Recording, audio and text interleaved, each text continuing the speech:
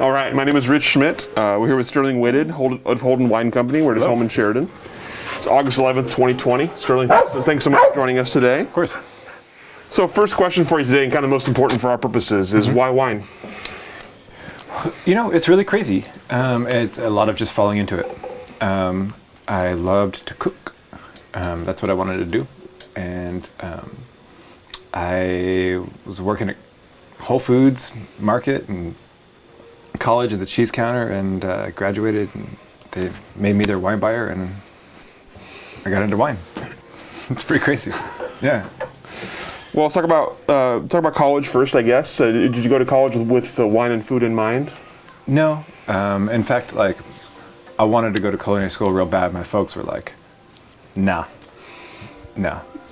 And so I studied Italian in college. And then, you know, was always drawn. Was always drawn to it. So got back into it. So you mentioned you're working at cheese counter, and all of a sudden you're a wine buyer. How does that happen? And then what kind of goes into being a wine buyer? I just tried to bust my ass, and worked the cheese counter, and said, "Hey, I'm interested in wine. I don't know anything about it. You know, I used to drink like Shiraz from Australia when I was 21. You know, and you know, they fired their wine buyer, and I was like, hey, I kind of want this job. And I think that they were just kind of like, well, we've seen that you've worked hard, and we'll put you in that position at a pretty young age. So they did, and that was really my first sort of intro to wine. And it was really amazing because I got to taste all the time, and I was young for that experience, and you know, and there still is no why wine, you know, like there's no answer to that question for me. In fact, that is an intrinsic and implicit question every day, you know. It's like, why wine? Why didn't you become a lawyer or a doctor, you know? But there's so many very beautiful aspects of the industry that have just always kept me there, you know. Yeah. You mentioned not really knowing anything about wine and sort of kind of going into this job. So tell me about learning wine and about what you kind of how you set out to learn it and what you learned about it that made you excited to keep learning more. So let me try and think. So I guess it's just this juxtaposition between the cultural side of things and the scientific side of things, and that's what I sort of love, and always find just new discoveries within both of those ways of thinking, right? And so you know, when I first started, wine was like, I like to drink, and it's like, cool, like I'm learning how to make alcohol, right? That's awesome. And when I was working for Whole Foods, I started working at O&Row as well.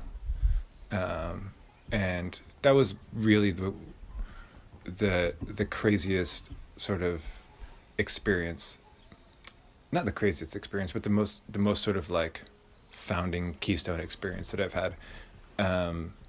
Was I was working full time, Whole Foods as a wine buyer, tasting all the time. I was going to Shemickeda in their winemaking program, and I was working at Whole Foods, or I was working at O&Row at the same time. So it was just this chaos, you know. But it was awesome because I was like mopping the floors, being a part of the, you know, of a harvest team while I was learning the science of it at night, and then while I was working full time and tasting during the day. And that really like brought things into this like very full circle perspective where you know, I'd learn about Brettanomyces, and then I'd taste Brettanomyces, and you know, and then mop, you know, and clean so we don't get Brettanomyces, you know, or whatever. Like, you know, and your views change over time, and they're flexible, you know. So, yeah. So as you kind of get into it, tell me about sort of your next steps. And do you have at this point, do you have a vision of what you want to do, or are you still just kind of feeling it out? Both, you know. I think here at this property, the goal is to have a working farm. You know, we want to have animals and, you know, and be sort of closed off and have a working circuit, you know, working life circuit. And that's the goal here. And it's always changing. It's always changing. And so, yeah, in terms of goals, I mean, you know, I want to have vines out there. You know, I want to have cool grape varieties planted. Not cool, but just things that I think would work out here, and things that have inspired me in the past. Mm-hmm. You know, Petite Arvine is really the grape that I want to plant here.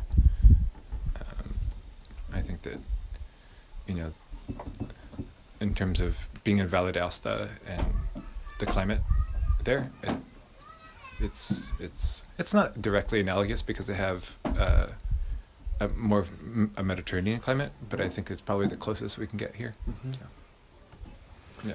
So take me through the kind of journey between sort of that and then and now. So you've gotten started. You're seeing all parts of the industry, like you say, sort of doing it and also learning about it and also learning the scientific part of it. Right. Tell me about the next step at that point and what you wanted to do at that point. Say that again.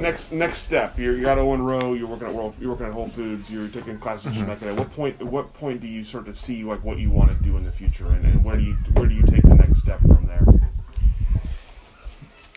You know, I wish that I thought about things in that perspective a little bit more, but really it just felt like chaos. And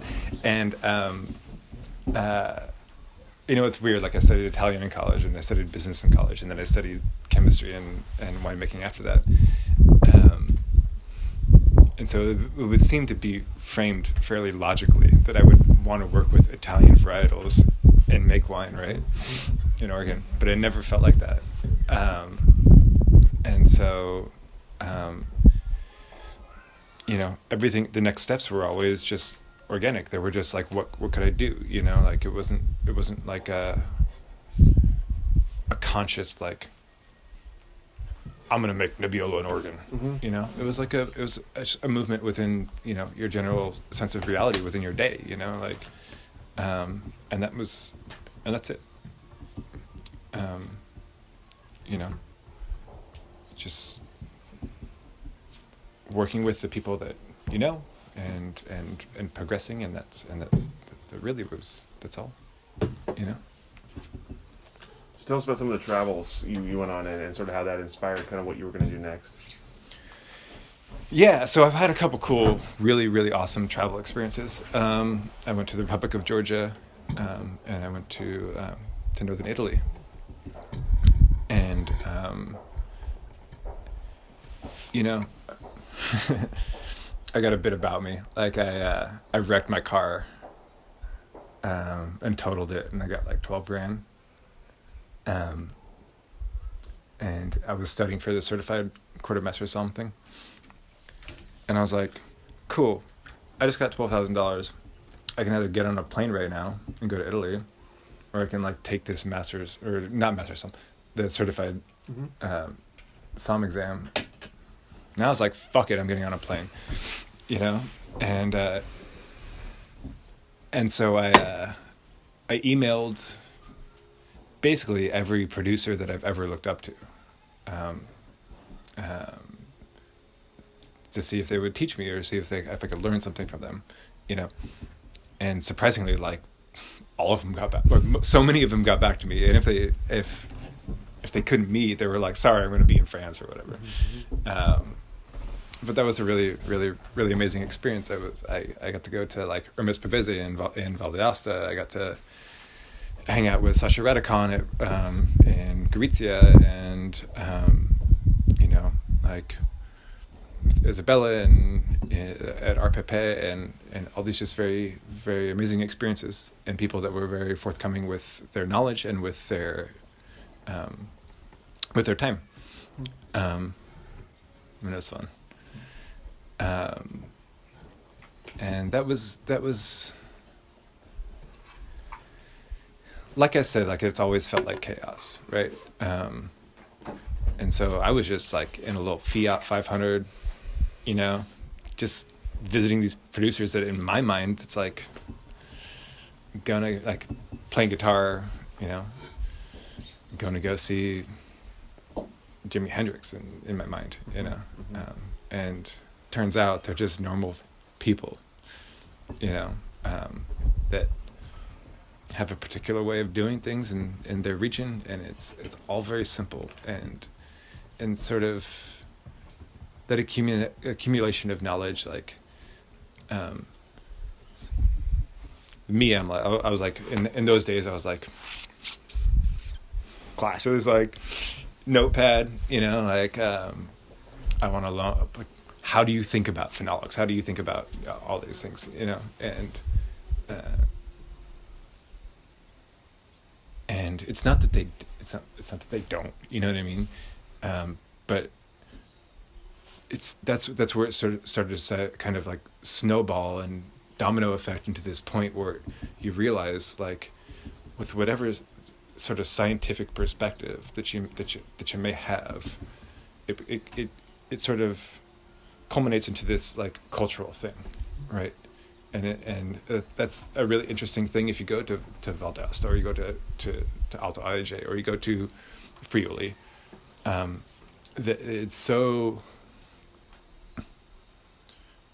everything's so ingrained within that specific culture, and I think that was a really important impetus for a further lesson that I had. And then I went to Georgia, and that was like, that's when I realized that I didn't understand wine at all. And then like 6 months after that, I started to feel like I started to get the concept of wine. And that was crazy. That was a crazy experience. Why do you say that? What do you mean you didn't understand wine at all? I mean, like, it's the same. I don't know how to necessarily describe this. There's a metaphysical component. Absolutely, there is something that is beyond a necessary truth, or necessary truths with wine, and you can't just figure that out. You have to be a part of it, right? And that's the thing, it's like you go to school for enology, right? You learn about pH, tartaric acid, all the shit, right? All the things you need to learn about a functional thing. It's the same thing as learning how to play music. Like, you learn your flat 7 chords, or you learn whatever, right? And that sort of that moment where you realize that, like, cool, well, no matter how technical something can be, if it doesn't speak or make people feel like they're home, they're part of a community, like they're in love, or any of those things, like that, it's nothing. It's nothing,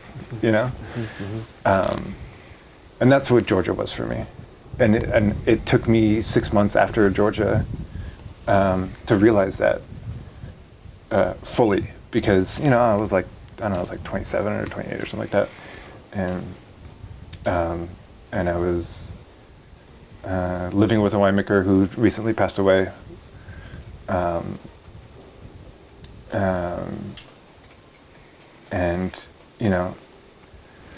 winemaking there is not. It's not a conscious. It's not a. How to describe? It's not thought of in this sense of what you're doing to the wine. it's just a part of life there, right? It's just a part of life, like, and everybody makes wine. Like, there are Georgian winemakers who make enough wine to get it to the United States, but like, everybody makes wine there. It's a part of life there. And I think that ultimately, like, I was like, well, like, at that point in my life, I was a little bit more science driven, and I wanted to ask those questions. And that was the real big sort of lesson that I had to take away was how wine can be cultural and be implicit and intrinsic to a family or to a society, and so relevant culturally. And that became the most important thing after that sort of realization. Everything became less about the scientific aspect and more about the community, friendship aspect. And that was really a stark moment when you had that. And honestly, I was like, what? Like, you're not like thinking about like all the phenolics with your orange wines and your amphoras, and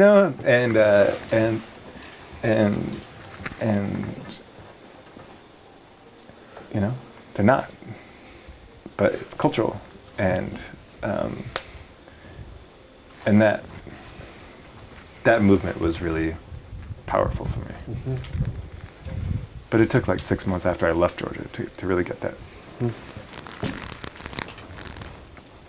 At that point, was making wine something you were hoping to do or planning to do, or had you started at that point, or? This is like mid Holden. Okay. Yeah. So tell me about starting. Let's go back and start Holden then, and tell me about starting it versus kind of coming back from that, and what changed about how you made wine and how you kind of approached your trade. Right. So I mean, I started quixotically. I started, just kind of like bat out of hell, like young, and it was during the recession in 2009, right, or 2010, like right about then. And it's weird. At that particular moment in time, I had just finished winemaking school. I just wanted to do something for myself so badly.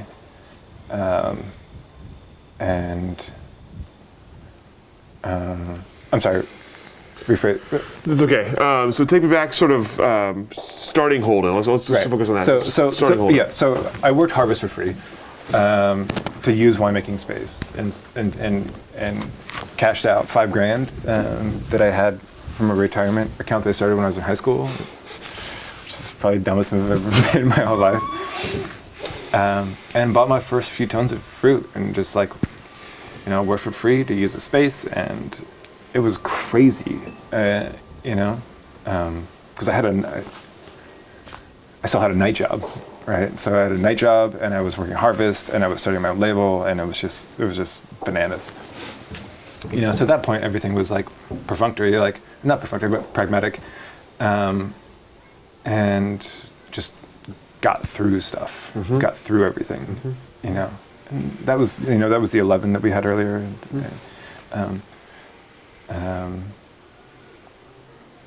And then, I guess I just continued to try and learn, like, I don't know, does that answer your question? I feel like that was...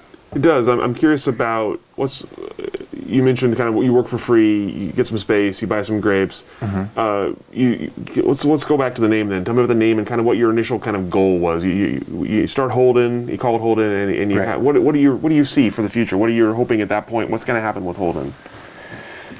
Man, I was 26. I'm 36 now. It's a different thing. I thought about the name Holden for 8 months. It's after Catching the Rye. It's after Holden Coffee. And there were just elements of youth, cynicism, poverty in a sense, that I felt sort of like just made sense. You know, it just made sense. It was the right name, and that's it. Yeah. You set out making first grapes were Pinot Blanc, and Chardonnay. Yep. And was that what you wanted to make, or was that what you could make? At that point in time, it was not about grape variety. It was about doing something for myself. The identity of Italian grapes came a little bit later. And I think I'm going to move away from that, from that feeling, you know, over the long term. I think ultimately, you know, if we do this again in 10 years, like, it'll be fully about agriculture and food systems, and less about Sauvignon Blanc made in M4. You know, Sure. Like, it'll just be about like community. You know, that's ultimately my goal. Is if we could have a vineyard out here and grow enough food to support enough people, and then have that be, you know, an exchange, like a you know, here's some wine, here's some food, give me some money, or whatever, you know, like that's kind of the long-term goal. Tell me about how things changed for you then, and for Holden, when you came back from Italy, came back from Georgia, and you have this kind of revelation about wine, how it's changed for you. Yeah. How does it change what you're making, how you're making it, how you're kind of envisioning it? It changes the way that I think about things, right? And I think about people more than I think about wine now. And that was really the big experience that after coming back from Georgia. And I say coming back from Georgia, but really it took me, you know, 6 months to sort of decompress and to have that unravel. And so that's what I think about now. I think about people, I think about community. And anybody can take a pH reading. You know what I mean? Anybody can do tartaric acid, like do a TA, or run their lab panels at, you know, at Davidson's. Like, that's, you know, once you realize what those numbers mean, they just become parameters or dimensions, or, you know, and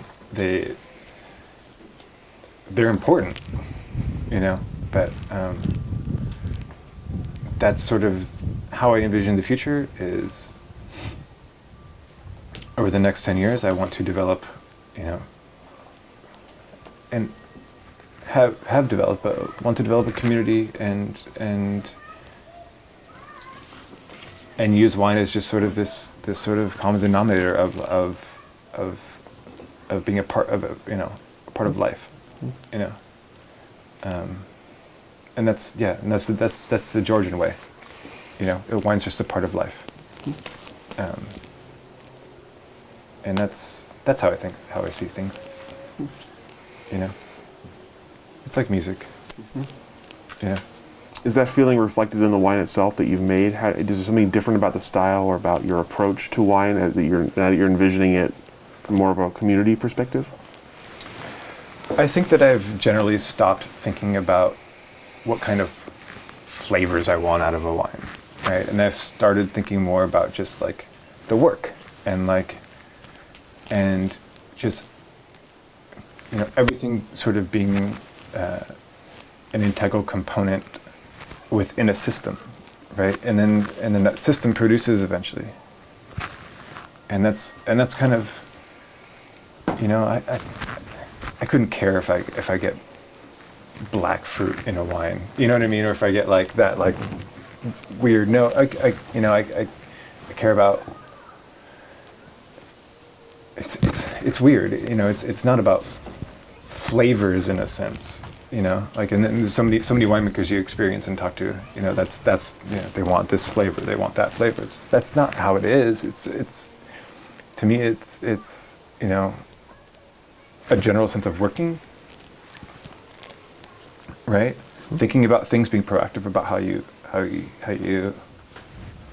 envision things in your mind and keeping everything sort of,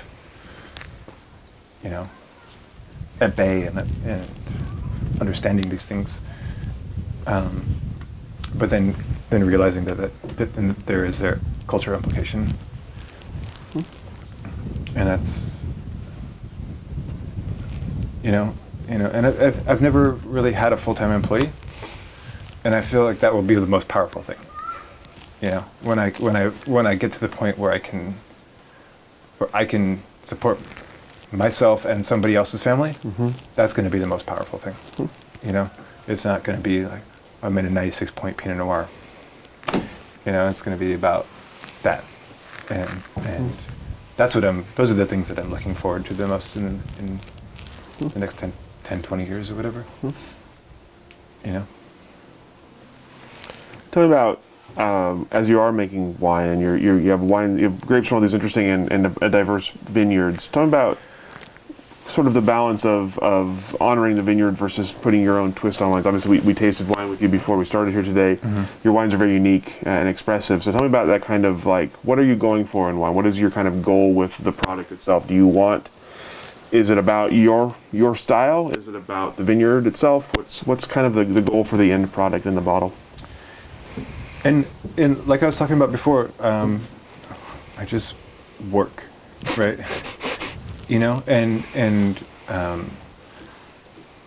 And wine is an interesting thing, and it's a direct analog with songwriting and things like that I can't express fully. Where it's like, it could take somebody how long to write a song? It's a 3-minute clip, And so ultimately, you just work on things, shoot for them, hope people like it. That's it, It's not about, I'm different than other people. They want to have particular flavors in their Pinot Noir or whatever, and that's not me. I just want to work towards creating a thing, hoping that it turns out well and that it's well received, and that's it. Does that make sense? It does.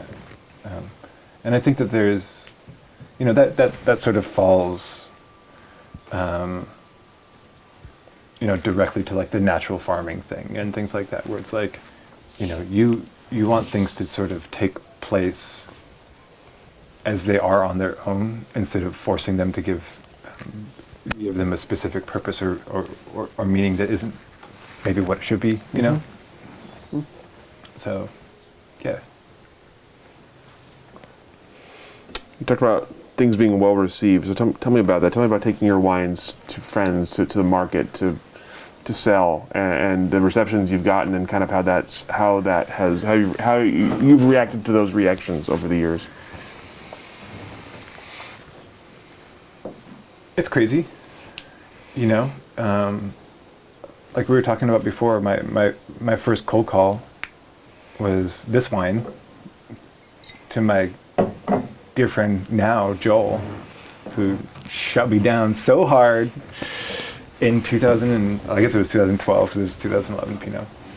And now he's writing poems about Chardonnay, and he's become one of my best friends. And so there's no telling, right? You just go out there. You just have to do it, and you have to fight for it, right? And people are going to diss you. People are going to not like you. You're going to develop enemies, and you're going to develop your best friends in the whole goddamn world. And it's just real life. And it's been really positive, even though I've had negative feedback, positive feedback, all of the things. But ultimately, you experience so many people. You're like, whoa, that person's an asshole, but he's buying a lot of wine from me, so I'm not going to call him an asshole. It's part of life, and Whose feedback matters the most to you? Whose feedback matters the most to me? Where's Keller?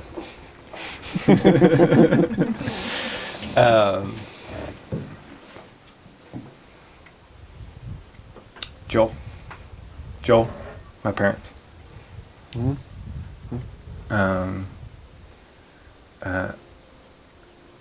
Scott Frank from Bow and Arrow. We've been close friends for a long time. He's always been sort of the person. I give him like 2 phone calls a year. Dude, I'm freaking out.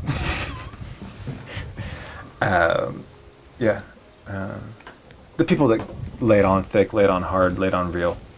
Barnaby has always been somebody that I've looked up to a lot. You know, and those are people I talk to pretty often.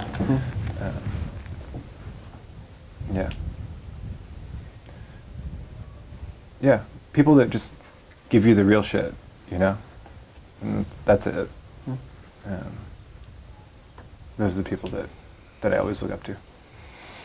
When you get feedback from people whose opinion matters to you, and their opinion of something you've made is not good, is something you did wrong or something that needs to be fixed, how do you go about implementing that, or how much of that do you take to heart versus how much do you just kind of go forward with how you're going to do things?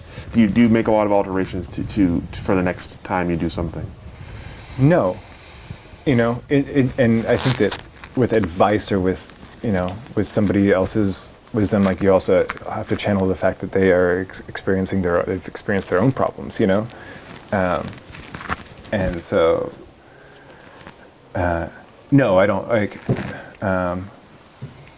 like hear advice from somebody and be like, oh, this is what I need to do directly, you know. It's like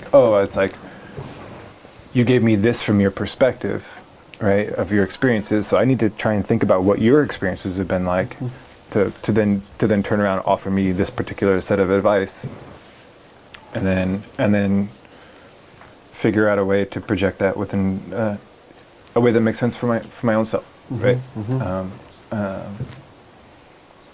So that's generally what I do. You know, Barnaby's like, you need to make Riesling. It's like, dude, I'm not going to make Riesling. Baby, you know. He told me I had to make Riesling. I don't even make one. Right. That advice goes everywhere. Yeah. So that's So there's. I don't know if that's too much circumlocution, but like, that's sort of how I think about those things. It's like,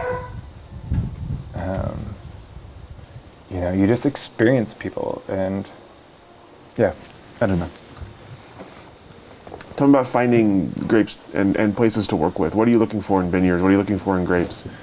You know, I want organic grapes, and I want interesting grape varietals. It's a real pain in the ass, you know, and so sometimes you make sacrifices and pick up a site that's live certified as opposed to organic, you know, which is fine. And honestly, it's just like a beat, you know. It's like it's a rhythm. It's, you know, you find your first fruit, and then you talk to one guy who's got the Vermentino. You talk to the other guy who's got the Barbera. You know, it's like that. You mentioned when you got started, you were working in kind of a shared space. Obviously, you made some wine at Medici. Tell me about that kind of experience of being in kind of a small space with a lot of other winemakers as kind of your formative winemaking experiences. How does that work? How did it help you? How did it hinder you as you were getting started? Yeah, I mean,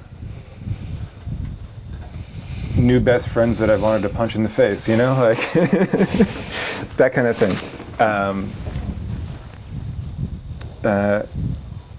It's hard, and you know, I think that you have a specific idea of what you want your wine to be like, right? So like in an ideal world, I would have all punch-ins and there'd be no sulfur and that kind of thing, right? But when you work in a shared space, you know, you got to keep things clean, and that means that you probably work with a little bit. Like I worked with a little bit more sulfur working at Medici than I really wanted to, because of you know, because it's like 4 dudes, and there's that.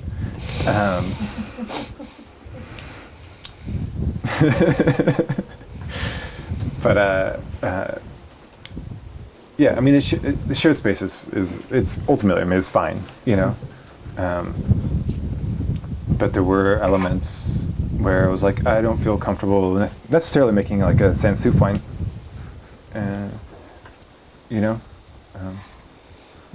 Does that answer your question? Did you find that you were learning things from just being in that kind of vicinity with people, or did you find you're mostly kind of trying to do your own thing in your own space? It depended on the dynamic, I think that both, I think definitely both. And it's very interesting, getting to know different personalities. Like some people they make wine, but they're super mechanically driven. Some people make wine, but they're super chemically driven. Some people make wine, but they're super socially driven. There's so many different personalities and backgrounds and strengths, and that's what it is. Yeah. Talk about transitioning here. We talked earlier about kind of your first time bottling here and being stuck in the weather. So tell me about transitioning production here and what the advantages have been and maybe what the disadvantages have been. It's just new. It's we have a winery there now, which is crazy. And it's, if you want to call it a winery, it's a winery. And it's different challenges. It's I live here, so I got to be like, dude, you got to get to work. You got to get to work. I know it's your house. That's part of it. And just having that comfort of, not having to clock in.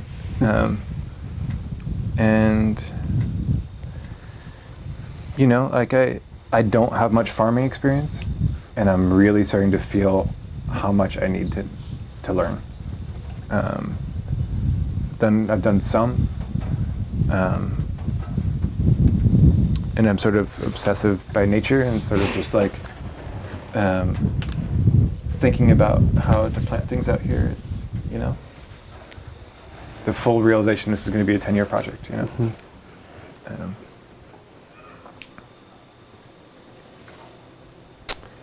As you were coming up in the industry here in Oregon, what were some of the places you worked and people you worked with? You mentioned obviously working with John Paul.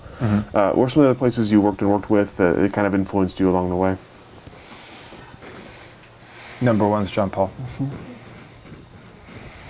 Number one's John Paul. Why is that? White wine. White wine and fucking goddamn, he's so funny. Yeah. John Paul, Chad Stock has been really influential to me, just in terms of exploration of new ideas and things. Those are probably the two domestic people that I think that I look up to the most and that have inspired me the most. Obviously, you went from starting with kind of the stock Oregon varietals, Pinot, Chardonnay. You still make some of those, but you also make a lot of other things now.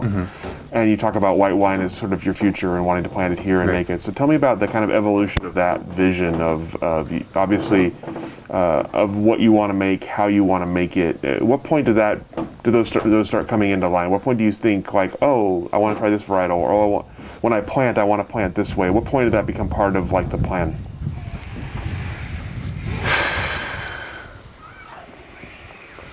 Food is really the thing. As my diet changed, like the desire for different wines changed. And I know that's like a weird thing to say, but like I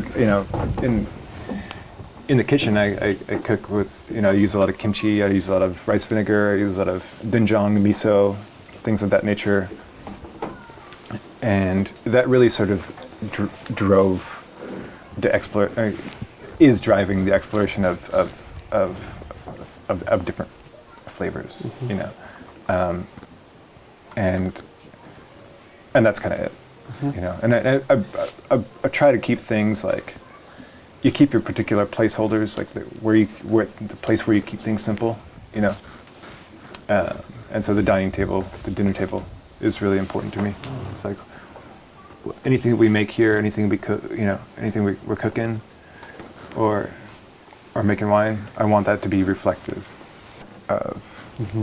I want everything to be reflective on themselves. So like, yeah. So I would like to. I think ultimately here I want. I don't want to make like a reserve Pinot Noir. I want things to be reflective of the season and the foods that are coming out within the season. Like, you know, so when peas are ready, you know, you have in mind that like the wine you're releasing like goes good with peas, you know, that kind of thing. It's an interesting challenge. How do you approach something like that? I don't know. You know? I mean, in a sense, I think that it maybe isn't a challenge, that it's just logical. You know, we release Pinot Blanc in spring, perfect spring wine, you know? Vermentino in summer, a little bit of weight, you know? Like those things, they, you know, those like small conscious decisions as you move through your work, they end up making sense, you know, hopefully. Right. And that's sort of how I think about things. So from your first cold call to Joel that didn't go as planned to now, tell me about the evolution of the business side of things. Obviously not the favorite thing to deal with, but obviously the most important part of keeping things rolling. So tell me about finding a market for your wine and finding customers, finding distribution, finding places for your wine that fits. I am so fortunate. You know, right now COVID is hard, and that was a really hard thing. But I worked in restaurants in my 20s in Portland, and you know, a lot of my friends were all wine buyers, and that was really, you know, the sort of launch pad for me to be able to get into other markets was that, you know,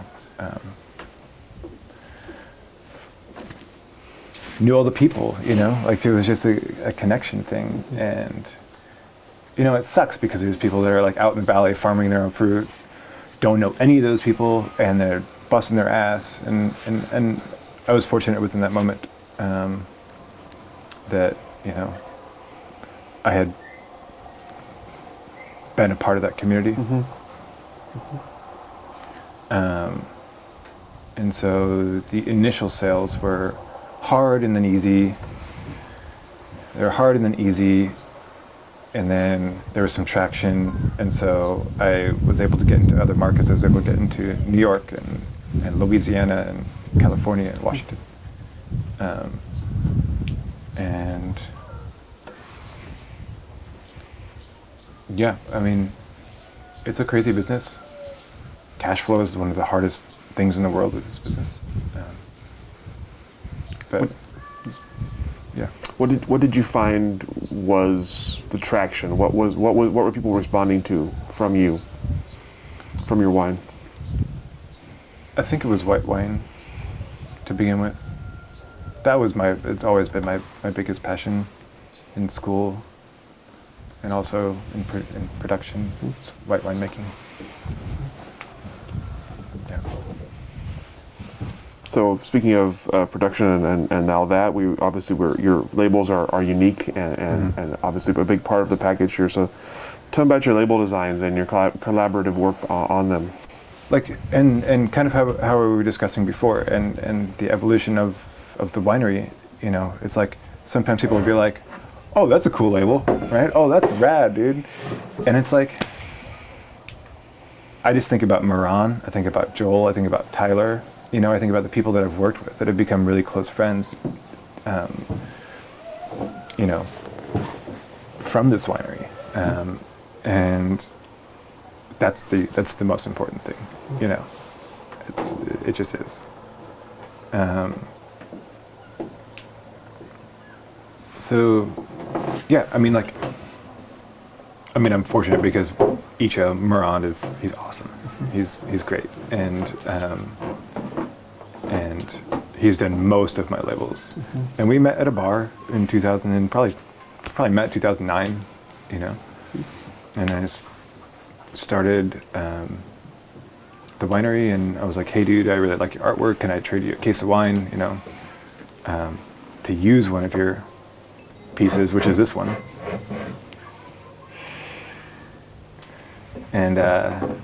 And he's like, yeah, sure dude, whatever. Cool. You know, and we've just always had a rap, you know. He did this, hung out a couple weeks ago. And so, yeah, it's. I do sort of think that it's very easy to look at things and be like, oh, that's a cool label, or whatever. From my perspective, it's become less about the cool labels and more about the friendships that I've made with those people. So, you know, it's like, you do art, I make wine, we're good. You know? We should get together. Yeah, we should hang out. When it comes to the labels, are you giving a lot of? Are you just saying I have this wine, I need a label for it? Does he taste the wine? Do you tell him what you want on the label? Is it? We talk about it. I'm usually like, so like for this one, I was like so in love with this one girl. It's a while ago. But I was like, I want to do a label based on like love, right? And just kind of like told him that. And he just ran with it. And he's one of those like Sixth Sense people where, you know, you give him like 3 sentences and he reads your mind and comes up with something that's really cool. You know? What do you see? Is that something you see as being part of the brand going forward? Is that something you want to continue? Yeah. Yeah, absolutely. You know, absolutely. You mentioned Joel and Tyler and their contributions too. So you said Joel did your Chardonnay poem on the back of your label, and Tyler helped with labels too. Do you have other people that you want to work with, other people that you've thought about working with? I'm working with a guy right now who's doing another poem about Chardonnay, and he's a great poet.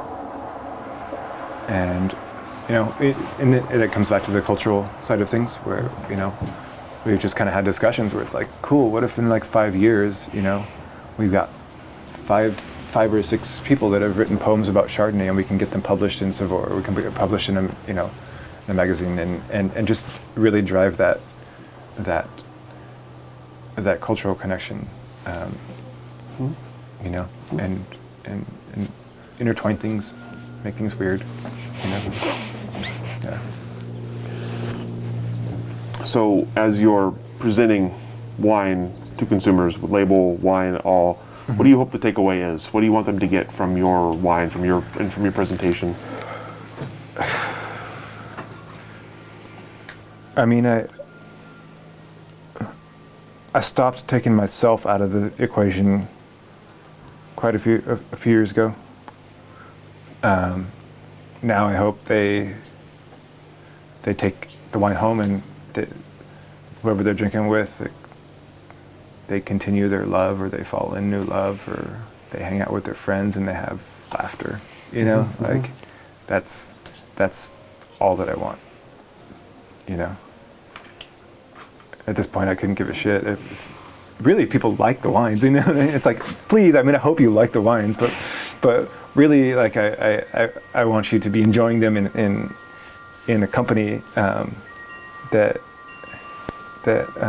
is with somebody you care about, or develop new friendships, or things like that. That's become the most important thing. Said you stopped taking yourself out of the equation. Tell me about that. You used to take yourself out of the equation when it came to the wine? I used to be like, I made this. Look at this Nebbiolo I made. it's pretty good, right? And now it's like, yes, I did. I mean, I made it, but like there's not an association with ego or attachment or you know, like that's just not there anymore.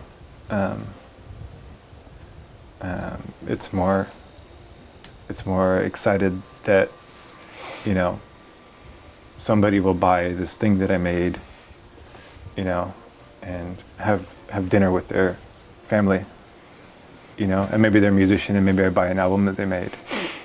You know what I mean? Like that's then I listen to that while I'm falling in love with a person or whatever, you know. That's the headspace that I've been in for a little while, you know.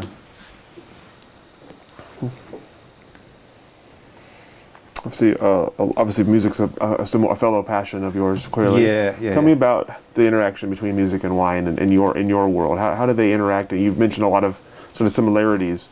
Do they feed each other in the way you approach it? I think that I play music and I have for my whole life, and I just think that they're very similar. You know, they're very similar kind of crafts. It's, you know, you have a glass of wine, you listen to a song, like, you know, it's something that like only takes, you know, 4 minutes or 10 minutes or whatever, how long it takes you to drink a glass of wine. But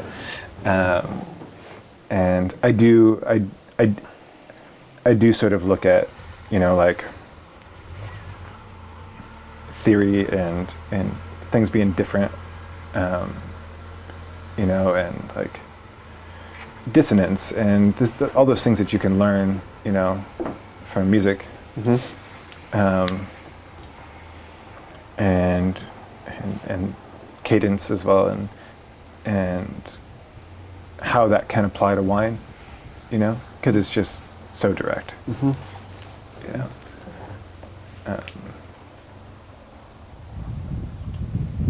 And yeah, so like classical music is a big thing for me. Debussy is my favorite composer, and I'm like, if I can make wine like Debussy wrote music, I'm all right. I'm all right. Would you know that if it happened?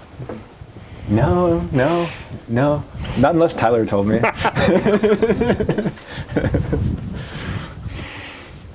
No, but that's where he comes into the broad motions of work and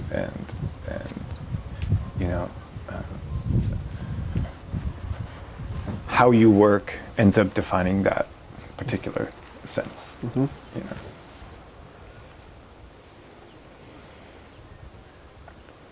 So I'm curious how you see yourself fitting into the Oregon wine industry. What in the larger industry, what role do you play? I don't know, and I don't really care. Like, you know, I don't care if I don't fit into the Oregon wine industry. That's fine too. I'm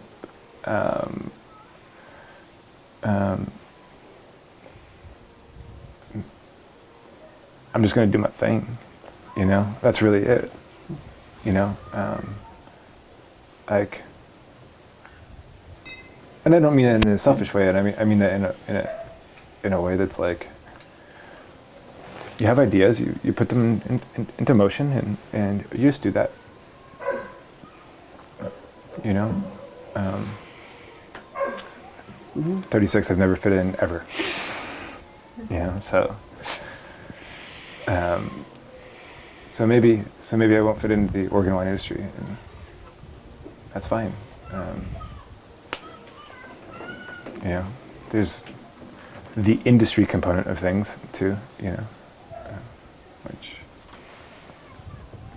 hard. But I'm not sweating it. You know, wine is different for everybody. You know, for some people it's product. For some people it's emotional. For some people it's emotional product. You know, it's like, and so that's okay. You know. So as far as your kind of vision of Oregon wine, what have you seen change around you since you've been part of it? What's different about the industry now versus when you entered it? I think that there's a lot of people that don't know what they're doing, that are starting wineries, and I can't fault them for it, because that was definitely me when I started. And it's actually really cool, but it's also it's an easy thing to hate on, but it's a really cool movement at the same time, right? Because it's like, you have people that are like so passionate about like Beaujolais or the Loire. They're like, I gotta make these wines, in Oregon, and I'm from the United States, and so like this is the only place I can go because it's a cool climate, and I think that we're at the beginning we're a little further into the beginning. I think in 10 years there's going to be a significantly different landscape, and all of that like new energy, as people figure things out, as people learn and they grow. It's going to change things, absolutely. I'm sure that while Pinot might be the dominating factor still, like there's going to be so much more variety and so much more going on, And it's exciting to look forward to, because I really don't see that happening anywhere else in the world right now, there's definitely a vortex here. Did you ever think about making wine somewhere else instead?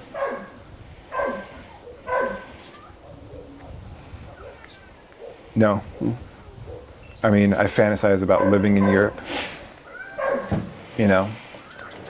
So it's so cost inhibitive there, and I've thought about it. I loved Georgia. And I would, but kind of the way I look at it now is like, keep this going, and then maybe I'll do a Holden East.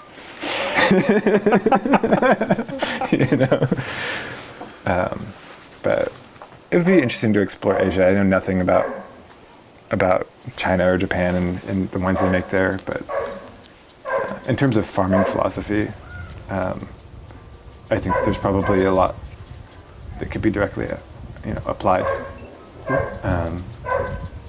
And it'd be interesting to see what kind of wines could come out of there. I mean, China's so huge. There's areas that have great soil types, or whatever. So tell me about, you mentioned obviously COVID. We're in the middle of the pandemic now, and sort of uncertain about what's happening next. So tell me about how it's affected you, mostly from a wine sense, but in any way it's affected you, and kind of how you see the future with it as we come out of it. What do you see? It's a full reset. Ahead? I might process maybe 2 tons this year. And yeah, I mean, my 95% of my business was Portland restaurants. 90%, and they all closed. And all my friends lost their job, and we're all in it together. And so yeah, I mean, that's that, that's all, that's just all you can do. So this next year is going to be all about rebuilding. It's going to be all about, working with distributors, working with your friends, and getting back to the point where we were before. And I think everybody's kind of there. So, yeah. Is there anything going to change for your business model going forward? Are you going to try to get back to that point where you're mostly in restaurants again, or are you trying something different? Right. So like, I don't know if this is like the correct way to do things.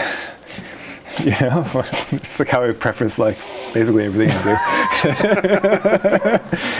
But really, like most of my business has always just been about building relationships with people, right? So I'm just going to continue relationships and continue building those relationships, and finding new relationships, and whatever that means. Like, maybe like, I know some wineries are like, this is the percentage of our sales that are DTC. This is the percentage of our sales that are FOB. This is the percentage of our sales that are direct wholesale. and that's not how I've ever been. Maybe if we get bigger in 5 years and that becomes a forced reality, But the way I do things right now, I just show up with a bottle of wine, go to restaurants. You know what I mean? Hey man, what's up, dude? And that's it. It's pretty much just me. My dad helps out a lot, and so that's where we're at right now. So when it comes to like developing like a DTC market or all the things that normal wineries do, it's just not a reality yet, But when we get there, we'll figure out our own way to do it. Sort of like the Lebowski approach to selling wine at this point, just sort of show up with it and kind of go. Yeah, I like it. And it's nice. I really like going on sales calls now with people that I've developed really long-term relationships with. You end up knowing, the whole front of the house staff. You end up knowing the back of the house staff. You go in and taste them on the wines, and it's not just like going in just to go see the buyer or whatever. It's like going to go see your friends. It's powerful, and that's something that's important to me. I want to back up for a second before I ask I have just a couple questions left. I want to back up for a second. I'm curious. You're obviously, you mentioned your first cold call didn't go well. Was there a moment when you thought, silly Joel. Was there a moment when you thought, like, not to say that I've arrived or this is going to work or I can do this? Like, was there a sale you made? Was there a relationship you built? Was there a time when you thought, I can sell wine, I can make this business work? Was there a moment for you that kind of turned the table for you? Not a moment. It's every day, right? It's, I thought I was going to go broke and woken up to a $10,000 order.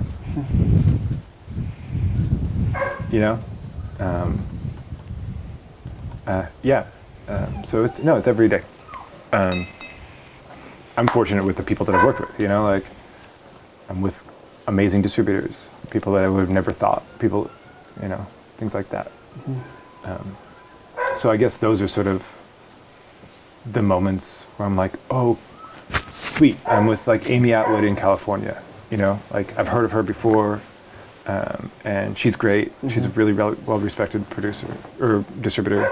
Or like, I got to have dinner with Eric Asimov and a few other producers, and okay, cool, like this will work eventually, But it's not like check working, you know what I mean? Cool, like it's just sort of it's every day.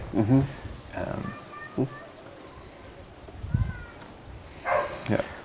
As you look ahead for this site, you talked a little bit about kind of your vision for the future here. Tell me about kind of logistics. What do you want to plant when? How much? Where? As you kind of look ahead to the vineyard part of things here specifically. Yeah. So I want to have a little bit off the beaten. I say off the beaten path. It's they're off the beaten path varietals for the mainstream America, but not within the particular places where they're from, right? I really want to have Petit Arvin, Cortolon, Schiava, Chiavanesca. I have to work within the parameters of this being a cooler site. So things like that. Poussard, I'd love to have it here. Jack Kerr. I would, I'm just going to encourage biodiversity.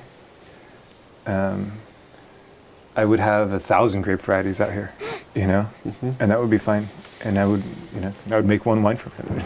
That'd be fine too. No, but ultimately the goal here is within the next, hopefully 4 years, have animals, and to farm produce, and to have that sort of logically make sense with the wines that are released at the same time, even if it's only what we eat here, to have that sort of, that little quanta, at least, represent that. How did you find this site? Years of looking for, finally found a place. Yeah. What about it was why the space? What about it was what you wanted? We could afford it. That's a big part of it. You know, there's a lot of dory soil and marine sedimentary soil. I've always been interested in this area. You know, it's sort of with climate change as well, and wanting to make cooler climate grape varietals. I wasn't interested in one, not interested. Two, couldn't afford the Dundee Hills or Ribbon Ridge or anything like that. And so, yeah, that's basically it. So our plan is to, you know, I want to do my majority whites out here. I think it's going to be a good white producing region. What about finding a market for varietals that people have never heard of before? Like you say, easy. Is it really? Yeah, it's easier than making Pinot or selling Pinot.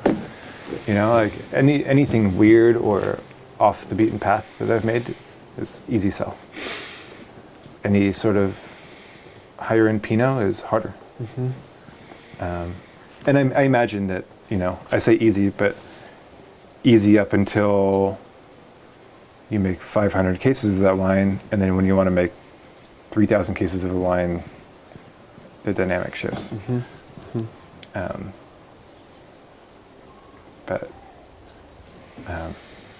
But yeah, you know,